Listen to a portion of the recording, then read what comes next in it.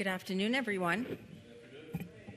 Glad to have you all here today, especially on a beautiful fall day here in Connecticut. We appreciate you being here and not being outside.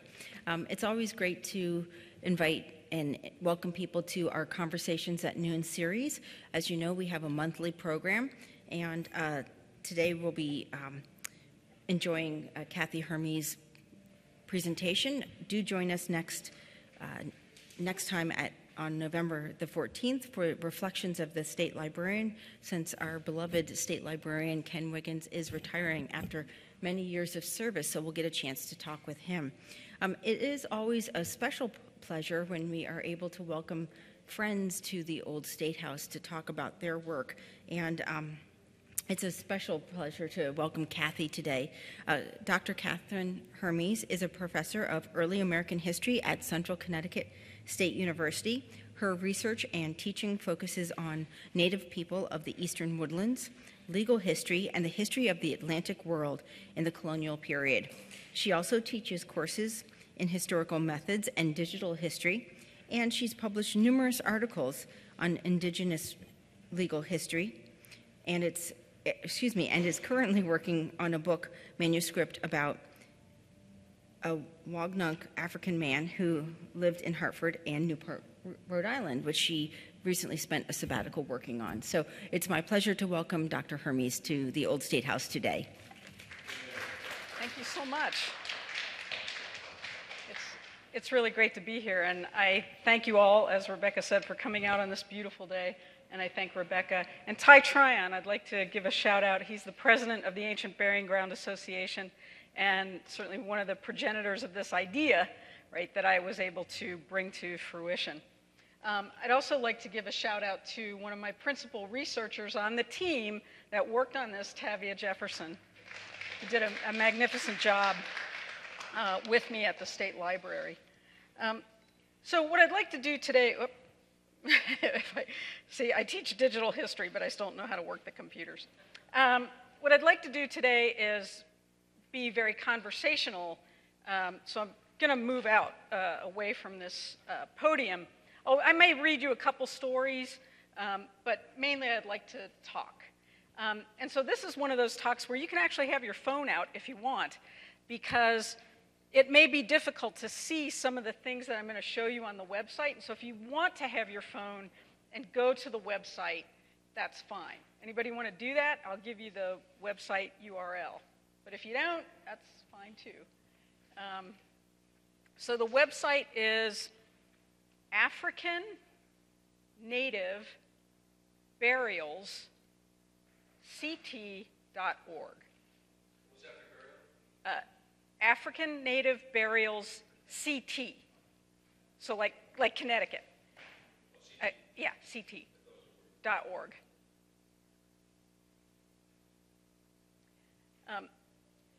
So let me begin by saying that, you know, the ancient burying ground is certainly a hidden treasure. We often pass by it without walking through it. I lived in the Hartford area in Connecticut for many, many years and didn't even really know it was there or what was in it or anything. And I think one of the first times that I read about it was when I did read the stories about the middle schoolers who worked on the project about the black governors. And unbeknownst to me, Connecticut had a tradition of electing African American leaders for the African American community. Now, white people ran the politics in the state of Connecticut and in the colony of Connecticut. We all know that. At the same time, there were a lot of free and enslaved African people in the colony and in Hartford. We often forget that part. And one of the traditions in the 18th century was to elect, for the African population, to elect a leader known as the black governor, and the black governor would also choose like a black sheriff or other people to help him. White people saw this as, I think, a way to socially control the African population by sort of putting somebody in place and having a ceremony, and yet it was all ceremonial. They had no actual power. There was no force of law behind this office. But it's important not to just think about what white people wanted, right? It's important to also understand how significant that was for the African population that lived in the community, because they now had someone they could turn to with their problems, somebody that they could relate to, someone who could be a go-between between their community and the white power structure. And so the middle schoolers who uncovered the history of the black governors was quite significant. And in 1998, they raised funds to erect a monument to the African people and the black governors buried in the ancient burying ground. And that monument stands. As you walk in the gates from Main Street, that monument stands right in front of you. How many of you knew it was there? Just curious. Okay, so a few of you, but not everyone. For the most part, the ancient burying ground is a monument to the white founders. Right? So what the ancient burying ground put a call for papers out, or a call for proposals to do research and write a report about the African people who were, the African and Native people who were buried in the ancient burying ground. There was a long-held belief that there were about 300 such people in the ancient burying ground out of the estimated 6,000 people who are actually buried there. Now, if you've ever walked in the ancient burying ground, you know that there are not 6,000 gravestones. There are only about 415 gravestones. But the original burying ground was about 6 acres, and today in modern cemeteries, they estimate that in a 6-acre cemetery plot, you could have 5,000 to 6,000 burials, right? So that's what's estimated to be in the ancient burying ground total, and the assumption was there'd be about 300 people of color. So they wanted to test that out, okay? So I put in a proposal to do a little bit more than write a report, because the one thing that seemed very important to me was to have something that the public could use and interact with and learn about easily, right? Because this is such an important history that we haven't taught, we haven't broadcast it. Most of us didn't know it. I didn't know it. And I had been, for a long time, working on the native people of Hartford. How many of you have heard of the Wangunk? Beth has. Yeah, you kind of have. Yeah. I mean, not very much is known about them, and yet they were the tribal people here who invited the English in. Sequin and Sequasin, whose names you may have heard, were Wangunk. Sequin was also known as Soig, and Soig was the grand sachem of the Wangunk who really had his headquarters in Middletown, right? So we think of the Wangunk as being in Middletown, but they really had a swath of land from almost to Windsor. They were closely related to the Podunk. So Windsor all the way down almost to Saybrook, right, along the river. And they were a very numerous and powerful tribe. Now, they were powerful in the sense that they had many alliances with other tribal peoples, including the Narragansett. And Sequin's daughter, Warme, you may know her avenue down by Colt Park, right? She was married to Miantinomi, the grand sachem of the Narragansett. So this was a very powerful tribe, and yet they've almost been completely forgotten. So that's been my research for almost 20 years now, doing a genealogy of this tribe and trying to document its history. So I was real ready to get into the graveyard and see just who was there. The website, I'm going to show you the menu now. The website allows you to do a number of things.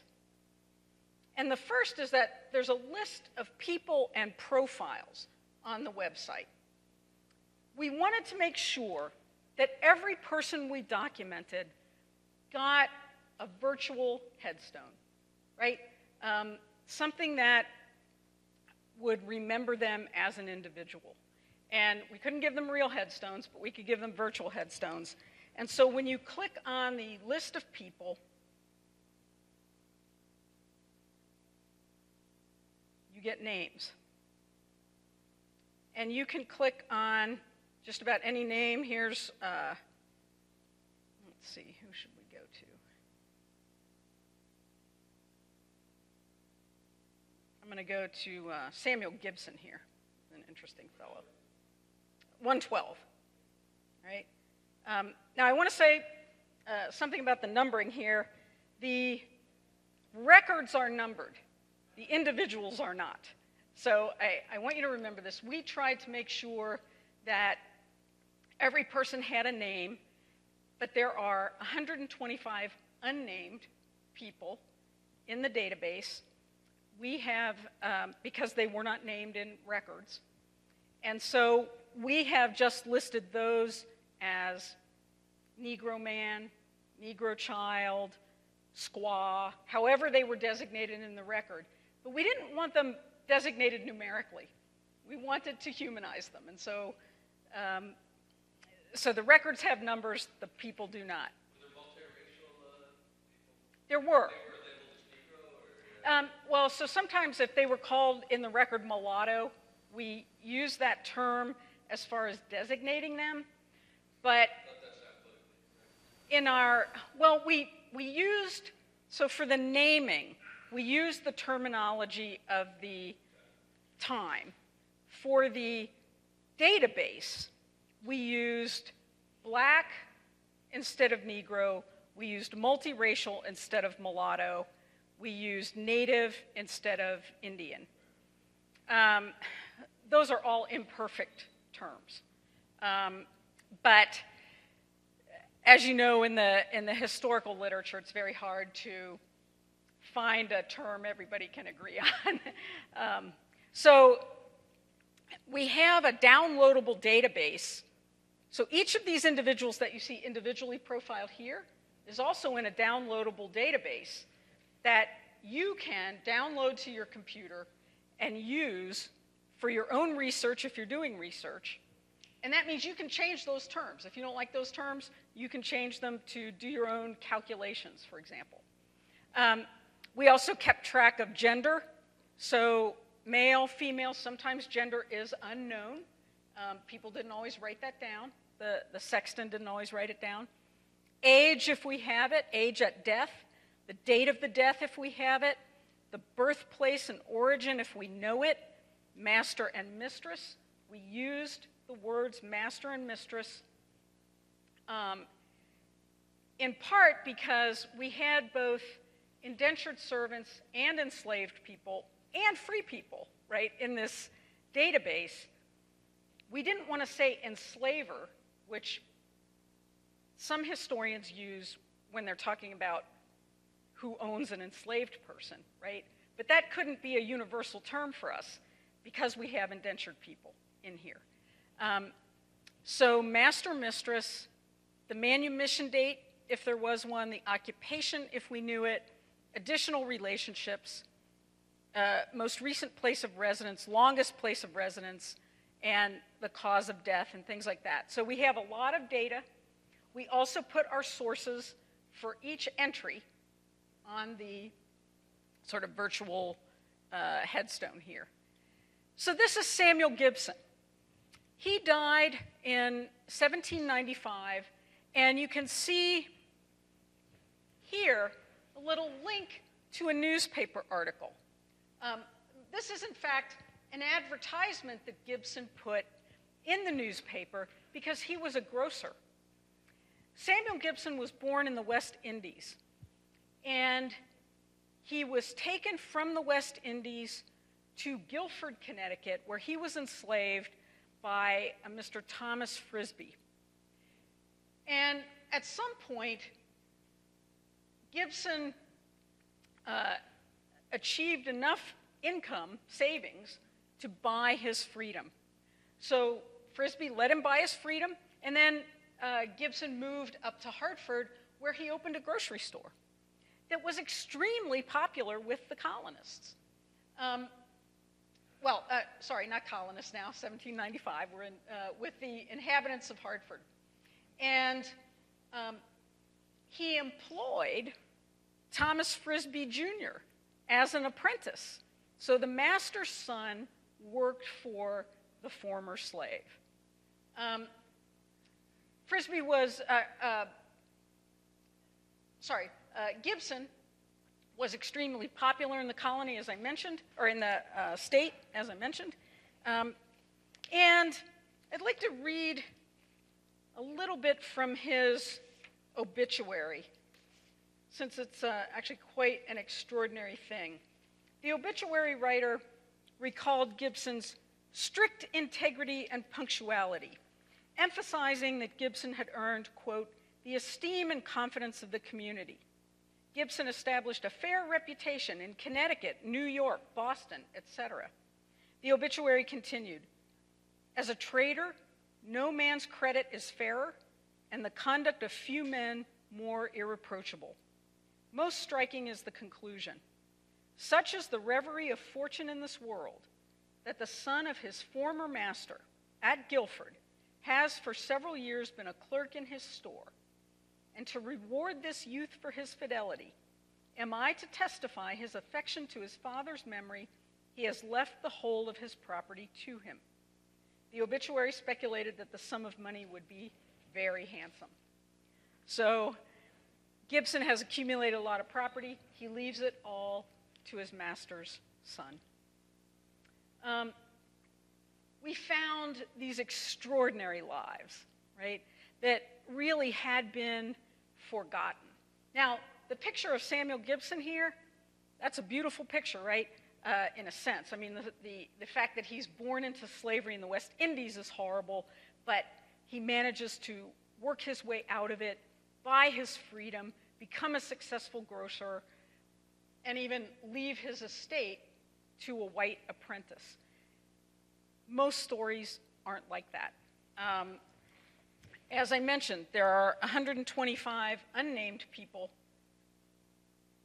in the database, and I think I can speak for all of us who worked on the project when I say that coming across these many unnamed people was really a very heart-wrenching thing. As you're reading the documents, the manuscript documents on microfilm, right, you see a Negro, their sex not identified, but their master identified, right? So somebody looked at the body of this man. We think a man, because actually the gender's unknown, but normally they would say Negro woman if it were a black woman. And the death date, the precise death date, 1670. They know exactly how this person died. A man named Potter punished an enslaved man belonging to Welsh and caused his death. Potter was sentenced to be whipped, and Welch was fined 10 pounds. They don't say what the enslaved man's name was. You know, well, when you see record after record of this dehumanization, it's very difficult. And it really reminds us, I think, that we have a bit of a myth in this state that somehow slavery was more benevolent here. Have you kind of heard that maybe it wasn't as brutal and bad as it was in the plantation South? But if you're enslaved and whipped and you have no freedom and you can't decide how to spend your day, you can't decide who you want to marry or what your children should be learning or doing, you have nothing that is your own, how is that better? How is it better in Hartford than it is in Virginia? It was not. And we can see here, one after the other, And I want to pay them some mind. This is somebody who died, sorry, the last one, somebody who died in 1693. Now, some people who died in this era, we know them. We know Philip Moore, for example, who died in 1695. I'll talk about him in a minute. And his wife, Ruth, who died in 1696. And his son, Philip Jr., who died in 1698. We know the Moore family. The Moore family was free, and they were property holders in East Hartford. But the enslaved people go nameless. Many of them go nameless. Again, we know the name of the master, Mr. Talcott. The name of the master, Mr. Turner. 2 Negroes interred at the expense of William Hooker.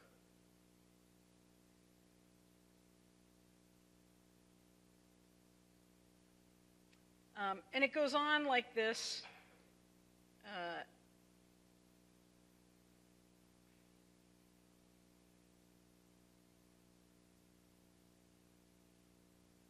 Infant.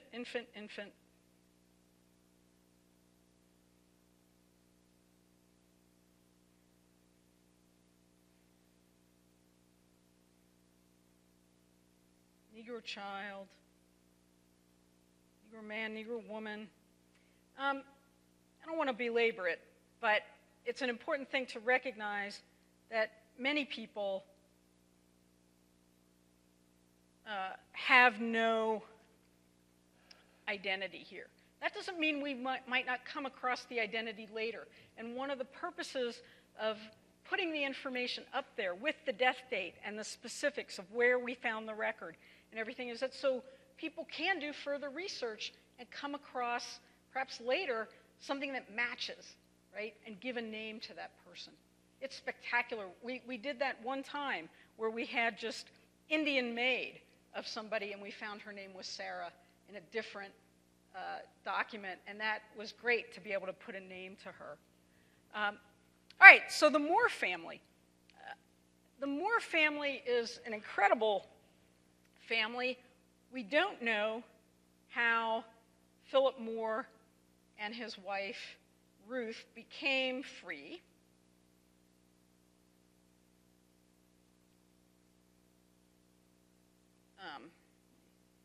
Move this up here and see if we can get... But we know a great deal about this family. So, sometime after King Philip's War, and perhaps because of King Philip's War, Philip Moore Sr. got land in Hockenham, which is East Hartford, over where Goodwin College is now, right? And he may have had a first wife, but at the time of his death, he was married to a woman named Ruth. We know this because they both left wills, right? Now, whenever we had a named person in our database, we created an Ancestry.com family tree for them. So if you have an Ancestry account, and you can get a free account for a couple of weeks, right? You can go right to their family tree, and even if we just had one name, we started a family tree, right? Because we hope that people doing their own research might someday be able to come in, and we worked our way up in time, and they'd be working their way down in time, and maybe they'll link up. So we have Philip Moore married to Ruth, the son Philip Jr., and Susanna, the daughter. Susanna marries Cato Sirius. Cato Sirius was the indentured servant of Reverend Timothy Woodbridge. We'll come back to him in a minute. So Susanna and Cato have children. One of them is Priscilla. The other one's kind of hidden here. I'm not sure I know. I don't know that one's name. Then Philip Moore Jr. marries a woman named Lydia. Although I presume Lydia is black, I don't know that for certain. And some things have caused me to think it's possible she's native or Native African. But they have many children: John, Lydia, Philip, Priscilla, and Sarah. And they are all church members. They all are baptized in the First Congregational Church. They own the covenant, meaning they are full members of the Congregational Church. At a certain point, the Congregational Church stops designating them as Negro in the record. So, for the most part, white colonists always designate anybody different. So, if you're not English, if you're French, or you're Irish, they will designate that, right? And the same way with if it's a Negro or an Indian or a mulatto, those words always follow somebody's name. But interestingly, not necessarily if they're Christianized. And it's haphazard, right? There's no hard and fast rule about it. But at some point, in the records, the Moors aren't designated as being of color. And so that means that people have kind of passed them by a little bit. Sarah, for example, appears in the first Hartford town meeting records. In the first volume of those, it's a printed volume by the Connecticut Historical Society. And eventually she comes on kind of hard times. She has a couple of children out of wedlock, becomes in need of money, and is taken in by her neighbor, Thomas Seymour. Now, in the records, of course, they treat her as if she's yet another unwed mother, which of course they disapprove of heartily, right? But one of the important things to remember about Sarah is that there are very few men of color whom she could have married who were free, like her father and her brother, right? She doesn't have a lot of options. And one of the things that's happened in the period between Philip Moore Jr.'s death in 1698 and 1713, when she finds herself in a great deal of difficulty, is that the colony has become increasingly racist. Now, you might think, well, how could they become more racist than they were if they were already enslaving people? But there's definitely a move in law towards making sure that free blacks have fewer and fewer opportunities. By 1717, there's a proposal in the legislature that free blacks not be allowed to own property. And you find the male Moors, John and Philip III, quit claiming land. Now, that law doesn't go into effect, but there's a definite message coming from the colony that things are not going to be as they were for free people of color. And so when we look at Sarah Moore, we should not see someone who's just become indigent through some sort of lack of enterprising mentality. She's being forced, and the whole family is being forced into poverty by rules, by social custom. And so all I know, the end of what I know with the Moors, is that Sarah has these two children. I'm not able to trace them beyond that. In the 1730s, after they'd quit claimed a lot of land, they disappear from the records, the Hartford records. Now, I had finite time, right? I did look in New London and other places where the name Moore pops up, but I didn't find them. But I hope that someday we do. But it's, but they go out of the Hartford records kind of just as mysteriously as they came in. And I want to take you to another story, and this is the One Pennies. Now, as I said, everybody has an Ancestry.com tree. Some people also have a relationship tree. This is a program that computer science students at Central Connecticut State University created for me. one of the problems that we have with ancestry is you can know your 83rd cousin a million times removed, right, that you're never going to meet and you have no curiosity about. But you can't put your best friend in there. You can't put the person you call Aunt Betty, but who's not really your aunt, in the tree, right? A lot of people who are meaningful to you can't go in that tree. Relationship tree can show all kinds of relationships. Master-slave, person who writes a will and leaves her estate to beneficiaries, right?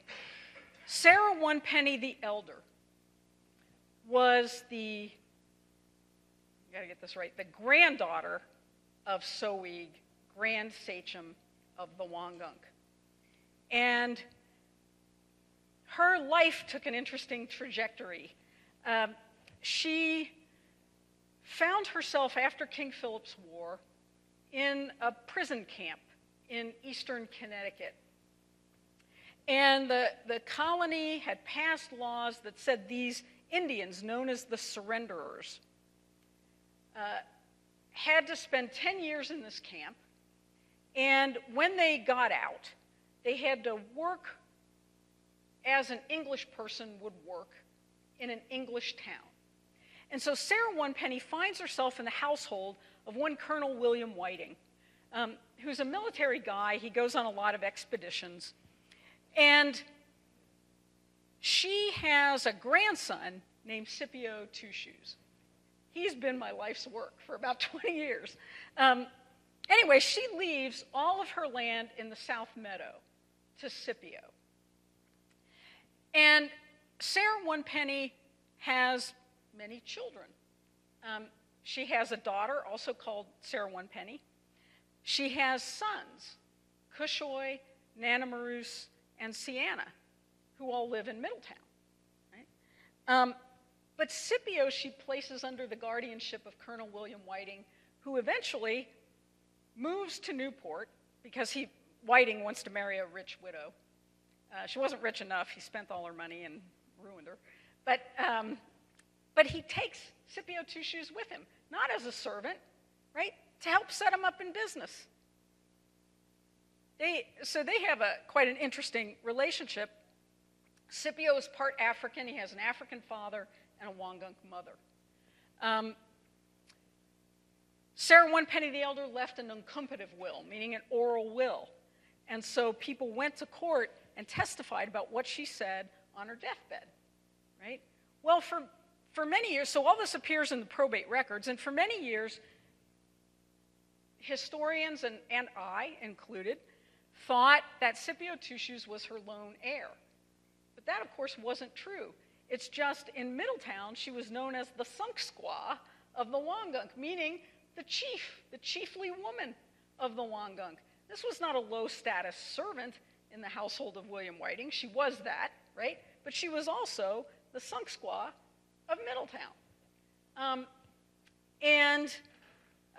When she died, her daughter became the Sunk Squaw, and every native person in Connecticut who wrote a will, which these wills go up to 1868 is the last one I can trace, right? Every native person who wrote a will had some connection to Sarah One Penny the Elder, who, with the help of William Whiting, used the law to try to protect native interests. We don't know why Whiting did what he did, but he helped native women to try to secure their land. And then he became a father figure to Scipio Two Shoes, who in Newport became Scipio Brown, the most prolific litigator in all of colonial Newport, with almost over 40 lawsuits to his name. He's quite a character as well. Well, Sarah One Penny the Elder is probably buried in the ancient burying ground, as are William Waite, a Wangunk man who was a soldier with Colonel Whiting, Old Robin, a Wangunk medicine man who mainly lived in Middletown, but who was very elderly when he came to Hartford in 1757 and died here. And so he's absolutely buried in the ancient burying ground. We have the sexton's record to prove that. But there are a number of native people buried in the burying ground, not least of whom are two native people executed in 1711, one for the murder of her husband and the other for the murder of another native man named Mantashu. So native people, African people, all buried in the ancient burying ground along with all of the white founders, right? And so one of the things that, I'm going to go back to our website, one of the things I want the website to stand for is that inclusive picture. We have narratives that discuss different aspects of what it was like to live in Hartford, the benefits of inheritance, right? What's the difference between being a white person and a black person in Hartford in the long run? Well, in the long run, white people get richer and richer and richer, and enslaved people can never make it up, even after they're free. Generations go by, struggle, struggle, struggle. For every $13 a white person has, a black person in America has one. And that is largely a collective effect of enslavement and the inability to accumulate wealth over time. Colonists of Color is the story of Philip Moore. We have a doctor, Norman Morrison, buried over on Market Street, so he's not in the ancient burying ground, who owned 7/16 of a schooner that went directly to the west coast of Africa. He used to import, through Newport, Rhode Island, he used to import beads and baskets that he would use in the slave trade. And his relationship tree shows his farms, right? Here's his household in Hartford. Here's his farm in Bolton. And these yellow are the enslaved people he owned and brought from Africa. He died of smallpox in 1761. He's buried over, you know, where that church is on Market Street, the old Catholic church that's closed up now. He's buried in a corner there, right on the street. You'll see a little gated pit, really. That's him, right there. He died in 1761 of smallpox.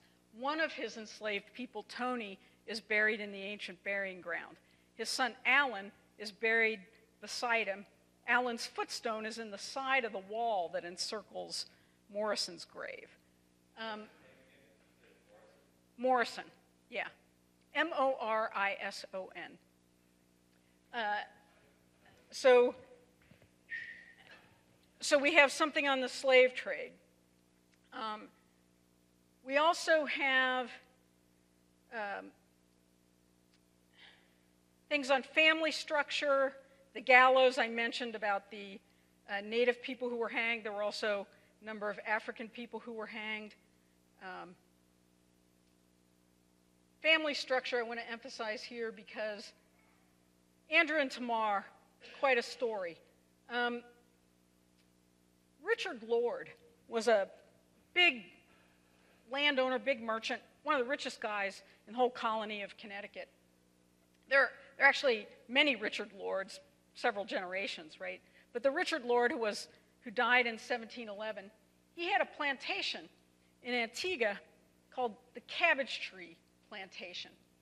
And he brought a lot of enslaved people up. Well, he died in 1711, and his widow married Reverend Timothy Woodbridge, minister of the First Church. Now, Reverend Woodbridge, he already owned enslaved people. Abigail Lord brought a whole lot more into the household. And Andrew went with Abigail, and Tamar lived in the household of Timothy Woodbridge, and they met in that household, right? Now, at some point, they had a child. And because that child was born out of wedlock, Tamar and Andrew were whipped. They were sentenced by the court. They were presented for fornication, and they were whipped. And then they were allowed to marry in the church, which they did, and they had 2 more children. When Abigail's son Elisha got married in 1723, she gave Andrew and Tamar and their son Daniel to him for a wedding present, separating him from his 2 daughters, Lydia and Isabel. Lydia was eventually willed in Timothy Woodbridge's will to his daughter, Susanna Treat, and so she moved up to Massachusetts, and Isabel was left in Hartford. We don't really know what became of her. Elisha, Lord, died young, and but he had a son already, and so eventually that son inherited Daniel, and Daniel died in Hartford in the 1760s. It's often said, for example, like on the Yale website, because Timothy Woodbridge was a founder of Yale, that he had a few servants and slaves. And it's often pointed out that he had an indentured servant named John Wabin, who's a Wangunk man, and that Woodbridge was educating him in the Christian religion. Well, if you look at the sexton's records, every time Woodbridge gets a slave, he has that slave baptized, and it says, to raise him in the Christian religion. That's just like boilerplate that follows it, right? But he didn't accumulate Wabin so that he could educate him in the Christian religion. Wabin was convicted in a court of being unable to pay a debt, and Woodbridge stepped in, paid the debt, and then had Wabin work it off. So he just bought him. And it wasn't to educate him as a Christian. And if we look at the, let me see if I can get here.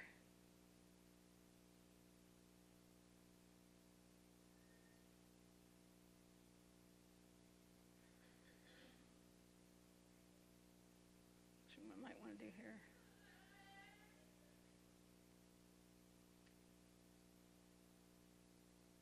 Oh, wait a minute. That's the Lord Woodbridge family tree. What I want is the relationship tree. If we look at the relationship tree, you can see just how many people the Woodbridges owned, right? And it's, I think, around close to 30 people that come in and out of that household that we can document, right? But there may have been more because we're documenting people kind of between probate records, right? And so somebody could have slipped in and been sold off, in between that we didn't know about. So it's important to recognize how extensive slaveholding was in these communities and how family structure could be so disrupted.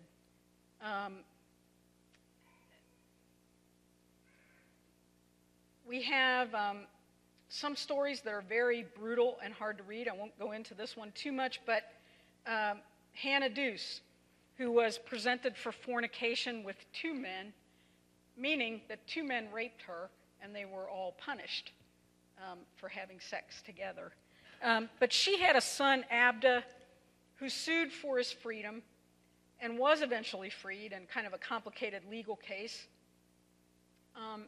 And Abda left a son, Joseph, who was buried in the ancient burying ground in 1789. So we have Hannah Deuce's story from the 1670s, and we can follow their family all the way through to 1789 when Joseph was buried. So the narratives tell a lot of different stories about runaways and night walkers, meaning people who were revelers. You know, they went out and had a good time one night and all got arrested for it later. But that's an interesting story too, because what we find is that these indentured servants and enslaved people and some native people who are associating with one another, they don't associate with one another just because they like each other. They associate with one another because, as it turns out, all of their owners are related mainly through the female lines, right? So their mistresses are all sisters and things. And so who you belong to as an enslaved person or an indentured person often determined who you associated with later on in the future. Yeah. This is an odd question, but How do you show the family tree of rape victims? Do you list as a relationship, a father, custom? Yeah, well, so on the Ancestry.com tree, it does not have a category for rapist, and but where well, he wasn't her master. Yeah, it could have been, but right. But so on the Ancestry, it just looks like her husband, which is a very unfortunate picture. On Relationship Tree, we're able to say exactly what the relationship is, but on Ancestry, it as the father, and then that makes it look like her husband or partner, yeah, which he was not. what about consensual out of wedlock? Maybe that was. So, but you mentioned one case of that. Yeah, where I they mean, did get married. you can list, I think on Ancestry, you can mark them for yourself as a partner, you know, a kind of unmarried partner, but it doesn't show up in anything that the public can see. So you can know it. You have to have an official marriage to be listed as the... Well, on Ancestry, they don't care how you think about them. They look at all partnerships as essentially equal, you know. So that's I think the importance of having something like Relationship Tree, where you can actually say, this is the rapist of someone. Yeah. We are. Yeah, and we use Ancestry for a number of reasons. It allows us to have timelines, right, and attach sources. For example, this is Abigail Lord Woodbridge. We can have a timeline, right, that shows her life, and we can attach sources to it. And so Ancestry is very valuable for that. It has its good points, but it creates very problematic visuals, right? It's very troubling in that way. So I just want to show you a couple more things on the website, and then I'm going to just open it up for questions. But I invite you to explore the website. I wanted to point out, though, that we do have this downloadable database. And this is all of our research.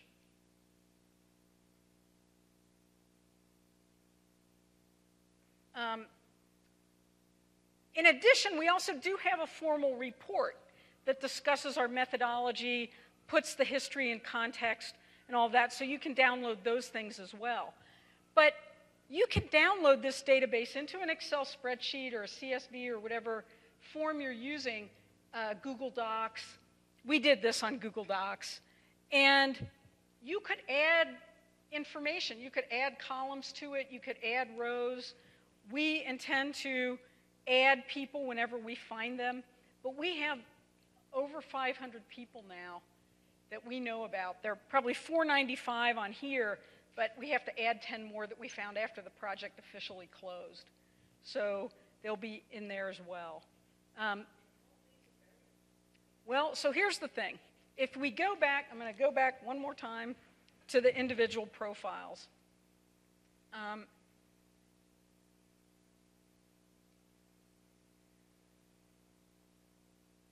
And point you to something called the confidence level, okay? So the confidence level is how confident are we that that person is in the burying ground? We have no headstones, right? So if we had a record that said the person died on this day, right, or especially if they were in the sexton's records, we assume they're in the burying ground, we feel highly confident, right? And so you'll get a highly confident on that. Somebody who's more than likely buried in the burying ground, but maybe we didn't have a death date or something, will be somewhat confident. Slightly confident means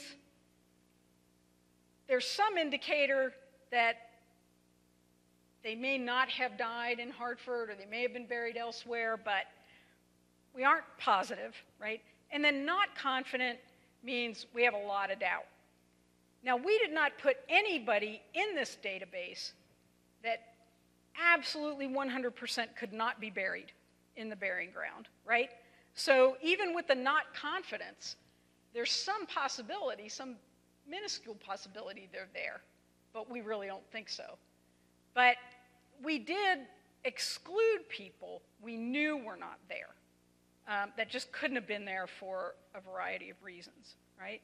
So that's why I can't say that there are 500 people of color buried in the burying ground, but somewhere between 350 and probably 400, I think, are there. Absolutely. All right? So I'm going to just turn it over for questions now. Yes? What happened to about 5.5 acres worth of buried dead people as Hartford developed around it? Well, yeah, so the road, obviously Main Street expanded, buildings were put up and taken down, and we think a number of actual bodies may have been dumped in the river or in landfills over time. But yeah, it's definitely shrunk. And we have some newspaper documentation about the shrinkage. Flooding, yeah, from the river that used to run by there. So yeah, it's doubtful that there are, 6,000 bodies in there now. But over time, there were 6,000 people probably buried there. Yeah. Website again? Oh, African Native Burials CT.org. They come on the first time. Oh, yes, burials. Yeah. And there was a question in the back. Sir, in the back? Yeah, I just had a quick question about whether or not any of the older cemeteries that are in Hartford that we still know of, like the one over by Institute of Living, if there's any kind of similar project or thought about doing a similar type of survey of who's buried there. I don't know who. Ty is the person to answer that. He says no. Okay, not that he knows it. I mean, that doesn't mean it couldn't be done. I think this could serve as a model for looking at the other cemeteries. I mean, definitely the Old North Cemetery has more headstones and things like that, and it has better documentation probably because it's a little bit later. Yeah. So that may be very doable. The Old South, I've been to it. A lot of the headstones are knocked down. It's in pretty bad shape. But, all of this was archival research. None of it had to do with what was on the ground or in the ground. Yeah. This information, also the ones that are noted there, whoever they are, notables, the governor, or anything, is there anything like this breakdown of the folks that have actually been buried there? Before this research, the ones that are, you have a breakdown, a wonderful breakdown of their lineage. You mean the white folks who were there? The governor's there too, right? Oh, the black governors. Yeah, the black governors are included in our database. And we have them on family trees. We have their family trees. Boston, the last black governor, was buried in 1808 in the ancient burying ground, and he had a ton of kids. And a lot of them moved out of Hartford in subsequent years. But yes, we have that all documented. But the white people are not in there, no. Great database. We did do family trees for some of the largest slave-owning families. So the Woodbridges and Lords, because they're intermarried, and a few of the other major slaveholders. We did family trees for them because we wanted people on Ancestry to be able to see the enslaved people coming into their households, and those are documented on the timelines. I'm going to trace it back to the Mayflower, and I didn't know, I'm looking at different locations. Yeah. Weathersfield. Yeah, and there's a database in Old Wethersfield, but it doesn't do what this database does. Yeah. Cemeteries. Yeah, It's beautiful. But we did have a graduate student at CCSU create this is unrelated to my project. She created a database for the Old Wethersfield Cemetery, but it doesn't break down what we did, and it's just the headstones. So anybody who didn't have a headstone didn't get in there. Right. Other questions? Yes, sir. You're following the family trees down. Were indentured people also willed to sons and daughters, and was there a real difference between being indentured and being enslaved? Yeah. So indentured people, this is a good question. Indentured people were willed if they still had time left on their contracts.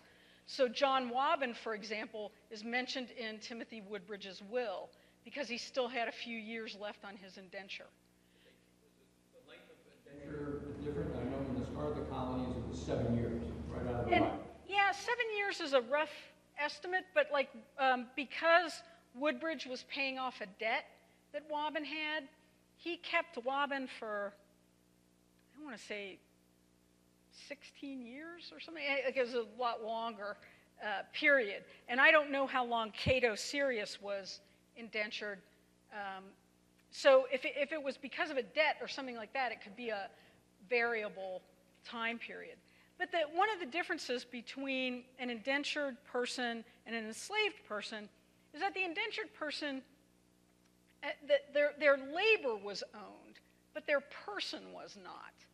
Now, they still couldn't marry without the permission of the master, but if they were married, for example, they had control over their own children.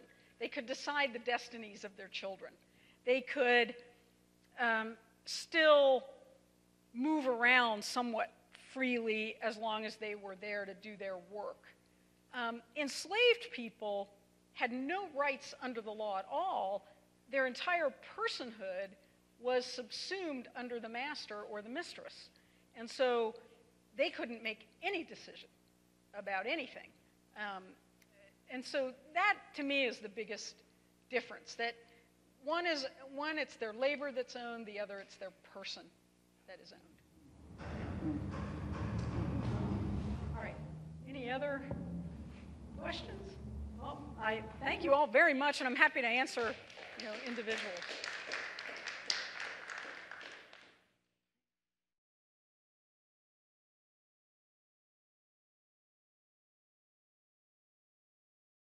Mm-hmm.